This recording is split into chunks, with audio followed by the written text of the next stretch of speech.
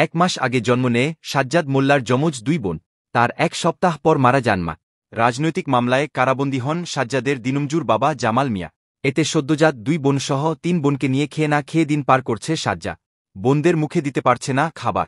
পত্রিকায় প্রকাশিত এই ঘটনা নজরে নিয়ে শিশুদের দেখভাল করতে নির্দেশ দিয়েছেন হাইকোর্ট। স্থানীয় সমাজ সেবা অধিদপ্তর ও গোপালগঞ্জের ডিসিকে এ নির্দেশনা বাস্তবায়ন করতে বলা হয়েছে। আজ বৃহস্পতিবার 14 নভেম্বর বিচারপতি ফারাহ মাহবুব ও বিচারপতি দেবাশিস রায় চৌধুরীর হাইকোর্ট বেঞ্চ স্বপ্রণোদিত হয়ে এ আদেশ দেয়। আদালতে এ বিষয়ে পত্রিকায় প্রকাশিত প্রতিবেদন নজরে আনেন আইনজীবী ব্যারিস্টার হামিদুল মিসবাহ, ব্যারিস্টার নাজিয়া কবির ও ব্যারিস্টার সিফাত মাহমুদ সুব।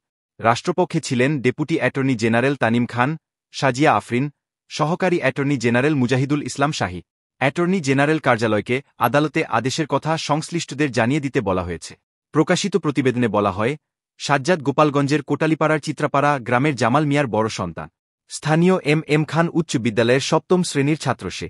জানা গেছে, জামাল মিয়া পেশায় দিনমজুর। 1 মাস আগে জামাল মিয়ার স্ত্রী সাথী বেগম যমজ কন্যা সন্তানের জন্ম দেন। এর 6 দিন পর সাথী বেগম মারা যান।